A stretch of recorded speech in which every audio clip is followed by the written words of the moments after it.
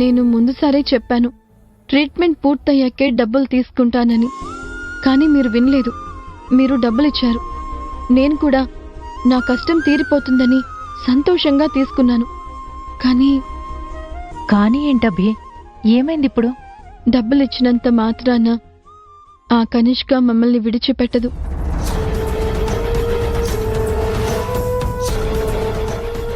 తనకి కావాల్సింది డబ్బు కాదు. మరేం కావాలి చెప్పండి అభి గారు. మమ్మల్ని హింసించడం. దయచేసి ఎందుకు ఏంటి అని ఇప్పుడు మాత్రం అడగండి. చెప్పేటంత టైము లేదు, చెప్పాల్సినంత విషయమూ కాదు. అందుకే ఇప్పుడు డబ్బు మ్యాటర్ ఇక వదిలేయండి.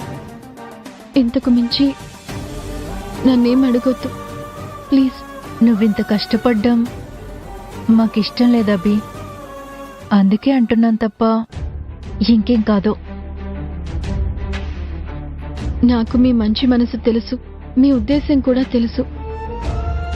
కానీ నా పరిస్థితి వేరు. నేను ఈ పని చేస్తోంది నా భర్త కోసం. ఆయన కోసం నేను ఎంత కష్టపడ్డానికైనా సిద్ధం. ఆయన కోసం చేసే ఏ పనైనా నాకు కష్టంగా అనిపించదు. ఇష్టంతోనే చేస్తాను. అందులోనే నాకు తృప్తి ఉంటుంది. సరేనండి, మీ ఇష్టం మేము కాదనలేం కదా. సరేనండి, ఈ రోజు ఇవ్వాల్సిన ట్రీట్మెంట్ పూర్తయింది. లక్ష్మి, రేపు నేను మళ్ళీ వస్తాను. గౌతమ్ గారు, నాదొక చిన్న రిక్వెస్ట్. నేను రోజు ఉదయాన్నే వచ్చి లక్ష్మికి ట్రీట్మెంట్ ఇస్తాను. మీరేమనుకోవద్దు. నేను టైం మేనేజ్ చేసుకోవాలి కదా. ఇదంతా నా భర్తకి త్వరగా నయమయ్యేదాకా మాత్రమే. అందుకే మేమే మీ ఇంటికి వస్తామంటున్నాం. వద్దండి, నేనే వస్తాను. అర్థం చేసుకోండి. టైం అవుతుంది, నేను ఆఫీస్కి వెళ్ళాలి.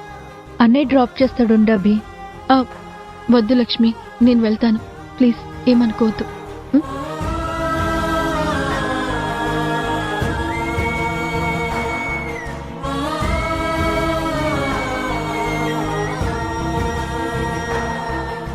Bye Lakshmi, bye.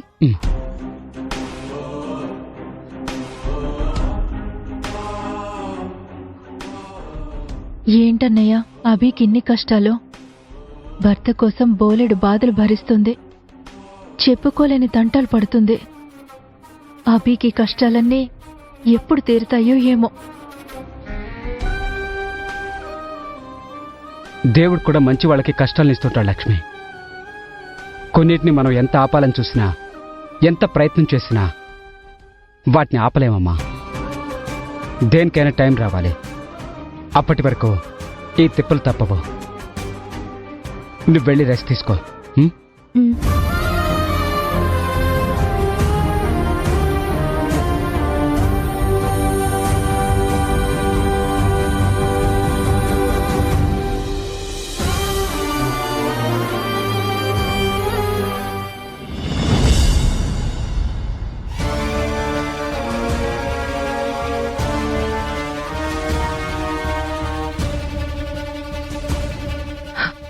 అభి ఇంకా రాలేదా?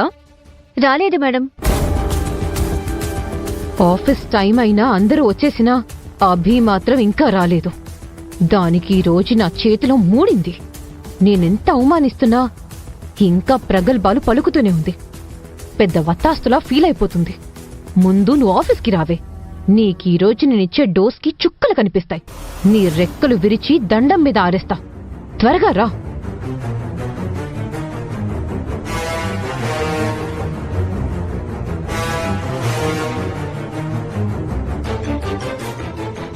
ఇది లంచ్ టైం కాదు, ఆఫీస్ టైం. ఇప్పుడు అడుగుతున్నాను, చెప్పు, ఎందుకు లేట్ అయింది? ఎందుకు 5 నిమిషాలు ఆలస్యంగా వచ్చావు? ఇదేమన్నా మీ మామగారు ఆఫీస్ అనుకుంటున్నావా? నీకు నచ్చినప్పుడు రావడానికి, బోర్ కొట్టినప్పుడు పోవడానికి? నా ఆఫీస్ ఈ కనిష్క ఆఫీస్. ఇక్కడ రూల్స్ నావే, రూలింగ్ నాదే. ఇప్పుడు నువ్వు లేటుగా వచ్చినందుకు నిన్నేం చేస్తానో తెలుసా?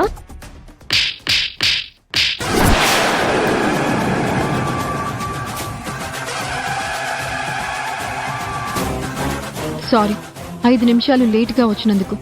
ఎంత పొగరే నీకు! లేటుగా వచ్చావేంటని అడిగితే నన్నే కొడతావా? లేటుగా వచ్చినందుకు సారీ చెప్పాను, కొట్టింది అందుకు కాదు. మరెందుకు కొట్టావు? నిన్న నువ్వు చేసిన పనికి. నేనేం చేశాను? నీది బుర్రా బూత. నిన్నేం చేసావో గుర్తులేదా? నా ఫొటోస్ తీయించి వాటిని మా ఇంట్లో వాళ్ళకి పంపించి నాకు అక్రమ సంబంధం అంటగట్టించి మానం మర్యాద లేని పనులు చేస్తావా?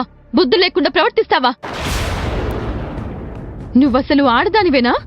ఒక ఆడదాని మీద నిందలు వేయడానికి నీకు వేరే మార్గమేది దొరకలేదా? బుద్ధి లేని పనులు, మతిలేని చేష్టలు చేస్తున్నావు. లేనిపోనివి చెప్పి కాపురాలు కూల్చడానికే పుట్టావా? సంసారాలు నాశనం చేయాలని కంకణం కట్టుకున్నావా? స్నేహం అంటే ఏంటో, అక్రమ సంబంధం అంటే ఏంటో నీ బుర్రకు అర్థమైతే కదా. ఇంకా నిన్ను మనిషిలా చూడటం నాది తప్పు. ఇంకొకసారి లాంటి చెత్త చేష్టలు చేశావంటే చంపేస్తాను. పని కట్టుకుని పిచ్చి పనులు చేయాలని చూస్తే పాతేస్తాను. ఏమనుకుంటున్నావో ఏంటో. నా సంగతి నీకింకా పూర్తిగా తెలీదు కనిష్క. నాతో చాలా జాగ్రత్తగా నడుచుకో.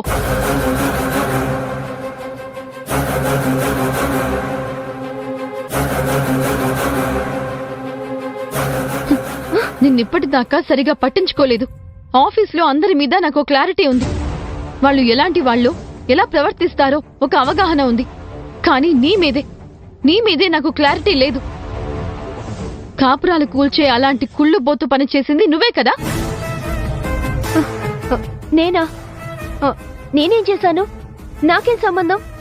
తప్పులు చేసే వాళ్ళకి, తప్పుడు మనుషులకి కొమ్ము కాసే వాళ్ళకి అబద్ధాలు చెప్పడం పెద్ద పనేం కాదులే. అప్పుడు బెస్ట్ కపుల్స్ పోటీలో కూడా మమ్మల్ని ఓడించడానికి ప్రయత్నించావు. కనిష్కకి అన్ని విషయాలు చేరవేశావు. అదంతా నాకు తెలియదనుకుంటున్నావా? ఇప్పుడు మళ్ళీ ఫోటోస్ అంటూ ఇరికించే ప్రయత్నం చేశావు. గీత దాటేస్తూ విఫలయత్నం చేస్తున్నావు. నేనేం గమనించడం లేదనుకున్నావా? నీ బాస్నే లెక్క చేయను. ఇక నువ్వెంత? ఇంకొకసారి నా జోలికొచ్చినా, పిచ్చి పిచ్చి వేషాలు వేసినా తోలు తీసి డోలు కట్టేస్తా. నిన్ను కాపాడటానికి ఆ దేవుడు కూడా రాడు, నీ బాస్ కూడా రాదు. గుర్తుపెట్టుకో.